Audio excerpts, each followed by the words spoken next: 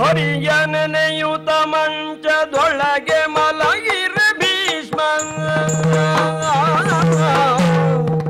ಹರಿಯ ನೆನೆಯುತ ಮಂಚದೊಳಗೆ ಮಲಗಿರೆ ಭೀಷ್ಮ.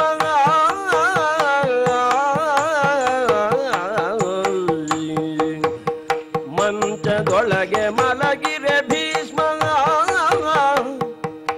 ಎರಗಿದನು ಕುರುರಾಯನೆತ್ತಿ ಮುದ್ದಿಸುತ್ತ. ಎರಗಿದನು ಕುರುರಾಯನೆತ್ತಿ ಮುದ್ದಿಸುತ್ತ.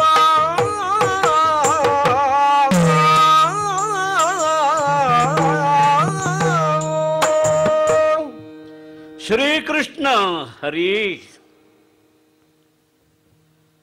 ಮಂಚದ ಮೇಲೆ ಮಲಗಿದ್ದ ಹೌದು, ನಿದ್ದೆ ಬರಲಿಲ್ಲ.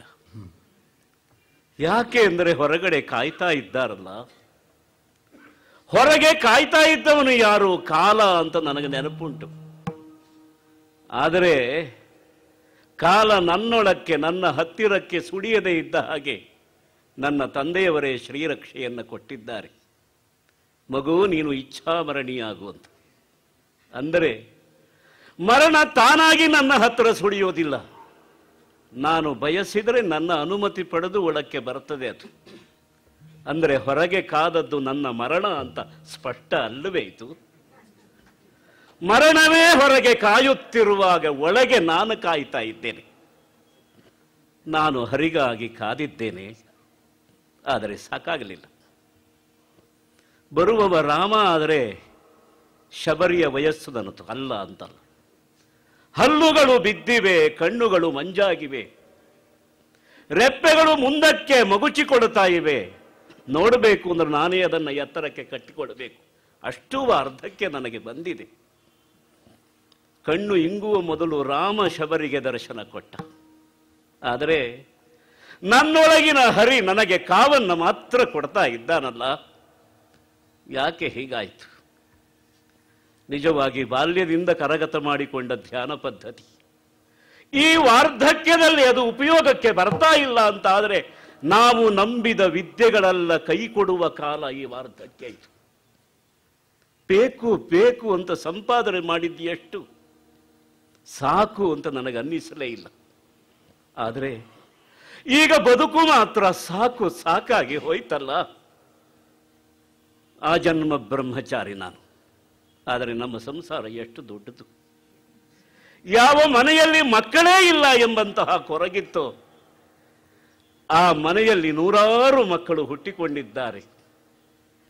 ಲೋಕಕ್ಕೆ ಬದುಕನ್ನು ಕೊಡುವುದು ಹಾಗಿರಲಿ, ಮನೆಯ ಬದುಕಿಗಾಗಿ ಅವರು ಹೊಡೆದಾಟ ಮಾಡ್ತಾ ಇದ್ದಾರೆ, ಹೋರಾಟಕ್ಕೆ ಸಿದ್ಧ ಆಗಿದ್ದಾರೆ. ಅಂದರೆ ಆರ್ಯಾವರ್ತ, ನಾನು ಪ್ರೀತಿಸಿದ ಈ ಆರ್ಯಾವರ್ತ ನೆತ್ತರಿನಲ್ಲಿ ಹೂಳೆದ್ದು ಕೊಳೆತು ನಾರುವ ಕಾಲ ಕ್ಷಿಪ್ರದಲ್ಲಿ ಬರಲಿದೆ ಅಂತ ಗೊತ್ತಾದರೆ ಈ ಹಂಸತೂಲಿಕಾ ತಲ್ಪದಲ್ಲಿ ಯಾರಿಗೆ ನಿದ್ದೆ ಬಂದೀತದು? ಹಾಸಿದಂತಹ ಈ ರೇಷ್ಮೆಯ ಬಟ್ಟೆ ಮುಳ್ಳಾಗಿ ನನ್ನ ಬೆನ್ನನ್ನು ಚುಚ್ಚುತ್ತಾ ಇದೆಯಲ್ಲ. ಮಂಚ ಜಡ ಆಗಿರಬಹುದು, ಆದರೆ ಈ ಮಂಚವನ್ನು ಹೊಂಚಿಸಿದವ ಜಡ ಅಲ್ಲ. ಅವನ ಋಣ ನನ್ನನ್ನ ಬಾಣವಾಗಿ ಚುಚ್ಚುತ್ತಾ ಇದೆ. ನಾನು ಏನು ಮಾಡಲಿ? ಮೈ ಕೊಟ್ಟರೆ ಮನಸ್ಸು ಮುಟ್ಟುವುದಿಲ್ಲ, ಮನಸ್ಸು ಕೊಟ್ಟವನನ್ನು ಮೈ ಬಾಗಿ ಸ್ವಾಗತಿಸುವುದಿಲ್ಲ. ಏನು ಮಾಡಲಿ ಹರಿ? ನನ್ನೊಳಕ್ಕೆ ನೀನು ಬರಲಿಲ್ಲ. ಆದರೆ ವಿಶ್ವ ವಿಸ್ಮಯವನ್ನೆಲ್ಲ ನೀನು ಸೃಷ್ಟಿ ಮಾಡ್ತಾ ಇದ್ದಿ.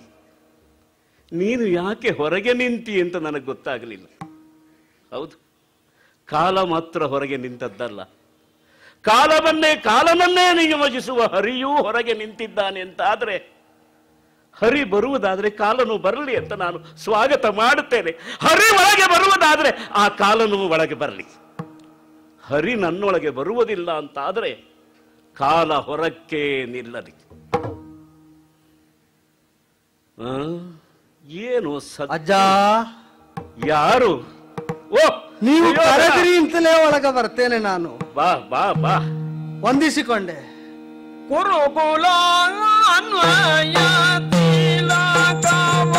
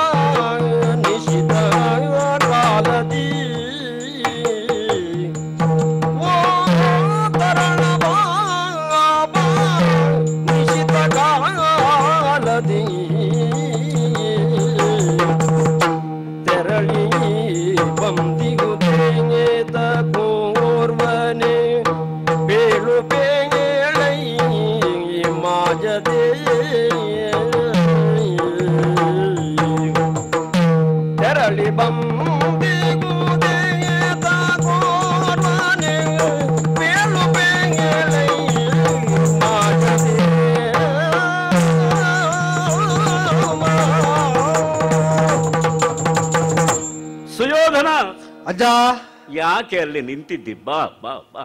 ಅಲ್ಲ, ಒಳಗಿರುವುದು ಹೊರಗಿರುವುದು ನಾನೇ. ಆದ್ದರಿಂದ ನಿಮ್ಮ ಒಳಗಿರುವ ನನ್ನ ಶ್ರೇಯಸ್ಸಿನ ಚಿಂತನೆ ಸಂಪೂರ್ಣ ಆಗದೆ ಹೊರಗಿದ್ದ ನಾನು ಒಳಗೆ ಬರುವುದು ಬೇಡ ಅಂತ ಸುಮ್ಮನೆ ಉಳಿದದ್ದು. ಮಗು, ನೀನು ಒಳಗೆ ಬರುವಾಗ ನಾನು ಹೊರಗೆ ಹೋಗಬೇಕಾಗುತ್ತದೇನೋ ಅಂತ ಅನಿಸ್ತು ನನಗೆ. ಯಾಕೆ? ಆದ್ರೆ ಅದಕ್ಕೆ ಸಾಧ್ಯ ಇಲ್ಲ. ಬಾಗಿಲಲ್ಲಿ ನೀನು ನಿಂತಿದ್ದೀಯಲ್ಲ ಮಗು. ಕರೆಯದೆ ಓಡೋಡಿ ಬಂದು ನನ್ನ ತೊಡೆಯ ಮೇಲೆ ಕುಳಿತುಕೊಳ್ಳುವ ಆ ಕಾಲ, ಆಗ ನೀನು ನನ್ನೊಳಗೆ ಇದ್ದೆ. ಹೊರಗಡೆಯಿಂದ ಚಳಿಯಾದಾಗ ಅದನ್ನ ತಪ್ಪಿಸಿಕೊಳ್ಳುವುದಕ್ಕೆ ನನ್ನ ಚಾಚಿದ ತೋಳುಗಳ ಮಧ್ಯದಲ್ಲಿ ಹುದುಗಿಕೊಳ್ಳುತ್ತಾ ಇದ್ದ ಕಾಲ ಮಗು. ಆಗ ನನ್ನೊಳಗೆ ನೀನಿದ್ದೆ. ನಿನ್ನ ಹೊರಗೆ ಪ್ರಪಂಚ ಬಹಳ ದೊಡ್ಡದಾಗಿತ್ತು. ಈಗ ಹಾಗಲ್ಲ ಮಗು.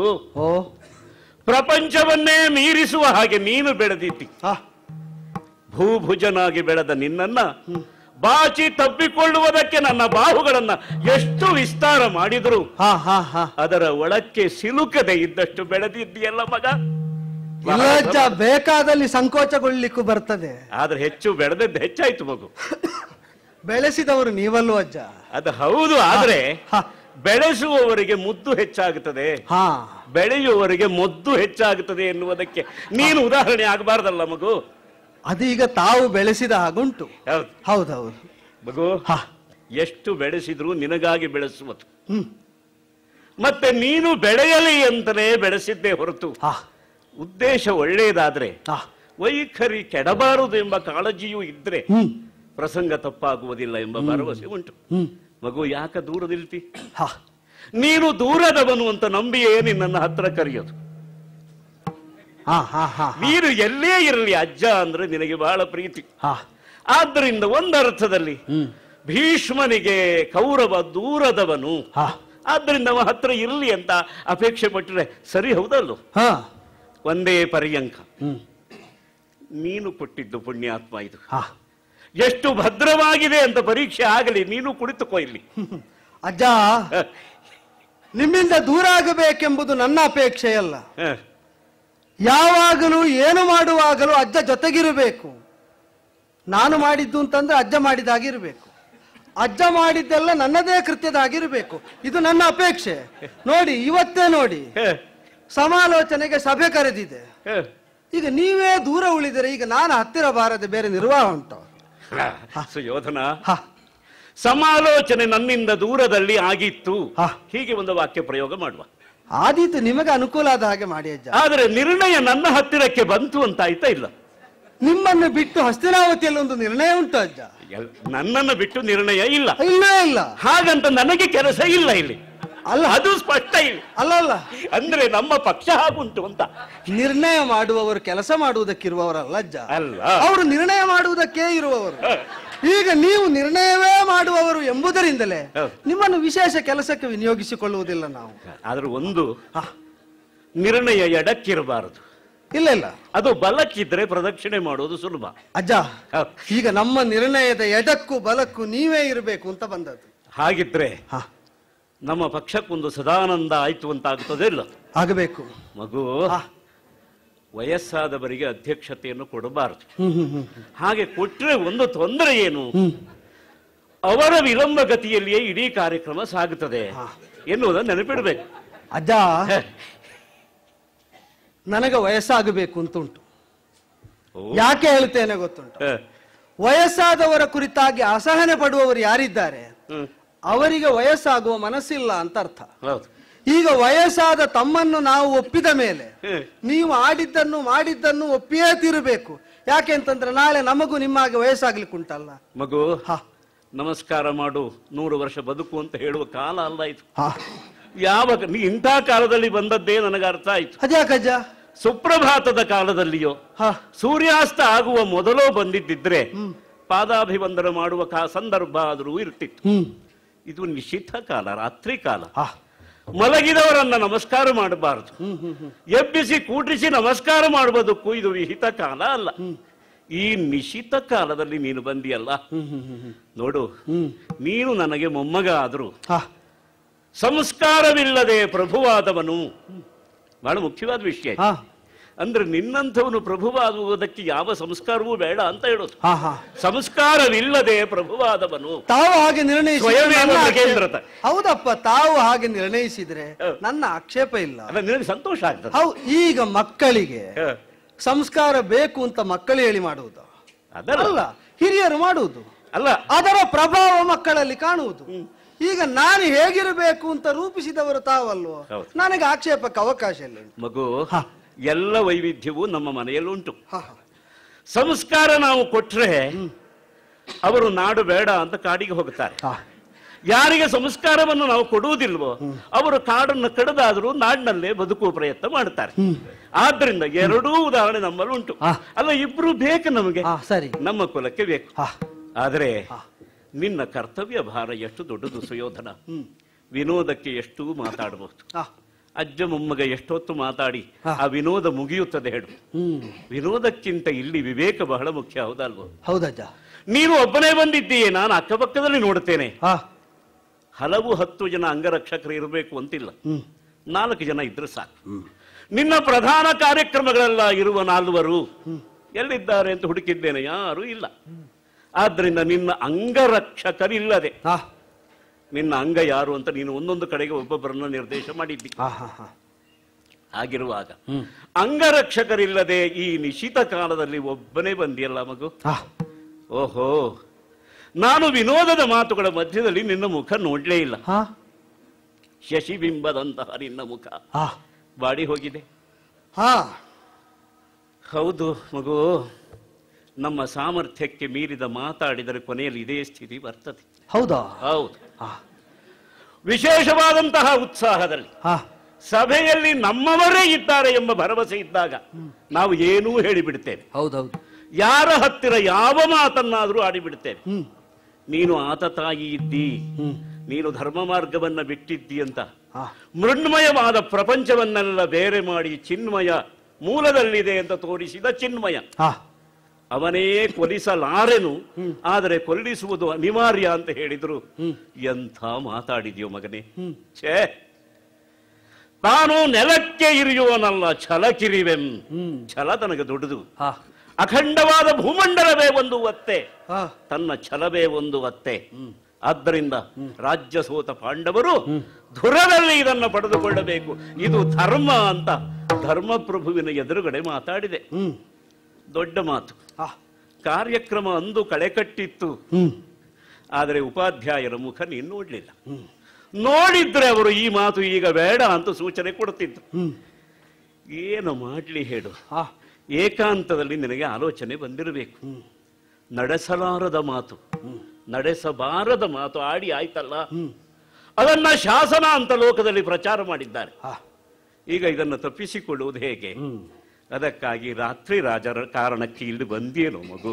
ಅಜ್ಜ ಅಲ್ಲ, ಯಾಕೆ ಅಂದ್ರೆ ಇದು ನಿಶಿತ ಕಾಲ. ಚಂದ್ರಾನ್ವಯದ ಸೌಭಾಗ್ಯ ಚಂದ್ರನ ಚಂದ್ರೋದಯ ವಿಸ್ತರಿಸಬೇಕಾದ ಹಸ್ತಿನಾವತಿಯ ಈ ರಾಜಬೀದಿಗಳಲ್ಲಿ ಕೃಷ್ಣ ಪಕ್ಷ ಬಲಿತಿದೆ ಮಗು. ಕೃಷ್ಣ ಪಕ್ಷ ಬಲಿತಿದೆ. ಎಲ್ಲರೂ ಒಬ್ಬರ ತಲೆಯನ್ನ ಇನ್ನೊಬ್ಬರು ಕತ್ತರಿಸುವುದಕ್ಕೆ ಕತ್ತಿಯನ್ನು ಮಸೆಯುತ್ತಿದ್ದಾರೆ, ಮತ್ತೊಬ್ಬರ ಕತ್ತನ್ನು ಮಾತ್ರ ಗುರಿ ಇಟ್ಟಿದ್ದಾರೆ. ಈ ನಿಶಿತ ಕಾಲ ಅಂತ ಹೇಳಿದ್ದು ಇದಕ್ಕೆ. ಇಲ್ಲದೆ ಇದ್ರೆ ನನಗ್ ಗೊತ್ತಿಲ್ವ ಸರಿಯಾದ ಶಬ್ದ ಯಾವುದು ಅಂತ. ಶಬ್ದ ಸಂಸಾರ ನಮ್ಮದು ಅಂತ ನಂಬಿಕೊಂಡವ ನಾನು. ಶಬ್ದ ಸಂಸಾರವನ್ನೇ ಬೆಳೆಸಿದವನು ನಾನು. ನಿಶೀಥ ಕಾಲ ಅಂತ ಹೇಳಬೇಕಿತ್ತು. ನಿನ್ನ ಮಟ್ಟಿಗೆ ಅಷ್ಟು ದೀರ್ಘ ಬೇಡ ಅಂತ ಹೇಳಿ ನಿಶಿತ ಕಾಲದಿ ಅಂತ ಹೇಳಿದ್ರು. ಈ ನಿಶಿತವಾದ ಹರಿತವಾದಂತಹ ಕಾಲದಲ್ಲಿ ಮಗು ಬಂದ್ಬಿಟ್ಟಿಯಲ್ಲ, ಒಳ್ಳೇದಾಯ್ತು. ಸರಿಯಾದ ಆಶ್ರಯ ಸ್ಥಾನಕ್ಕೆ ನೀನು ಬಂದ ಹಾಗಾಯ್ತು. ನೀನು ಆಡಿದ ಮಾತು ತಪ್ಪು ಅಂತ ನಿನಗನಿಸಿದರೆ ಇದನ್ನ ತಪ್ಪು ಅಂತ ಒಪ್ಪಾಗಿಸುವ ಹೊಣೆನಂದು ಯೋಚನೆ ಮಾಡಬೇಡ. ನಿನ್ನ ತಲೆಯ ಮೇಲೆ ತೂಗುತ್ತಿರುವ ಕತ್ತಿಯನ್ನ ತಪ್ಪಿಸುವುದಕ್ಕೆ ಮಗ ನಾನಿದ್ದೇನೆ. ಯಾಕೆ ಹೆದರ್ತಿ ಹೇಳು? ಅಜ್ಜ, ಆಶಯ ಒಳ್ಳೆದುಂಟು, ಆದರೆ ಇಷ್ಟು ಉತ್ಸಾಹದಿಂದ ನೀವು ಹೇಳಿದ ಮಾತನ್ನು ಖಂಡಿಸಬೇಕಾಗ್ತದಲ್ಲ ಎಂಬ ಬೇಸರದಲ್ಲೇ ಹೇಳ್ತೇನೆ. ಸುಂದರವಾದ ನಡೆಯಲಾರದ ಸ್ವಪ್ನ ತಾವೀಗ ಆಡಿದ್ದು. ಹೌದಾ? ನಾನು ಬಂದದ್ದು ಯಾವುದಕ್ಕೆ ಅಂತ ಭಾವಿಸಿದ್ರಿ? ಪಶ್ಚಾತ್ತಾಪದಗ್ಧ ಮಾನಸನಾಗಿ. ನನ್ನ ಸಮಸ್ಯೆಯೇ ಬೇರಜ್ಜ.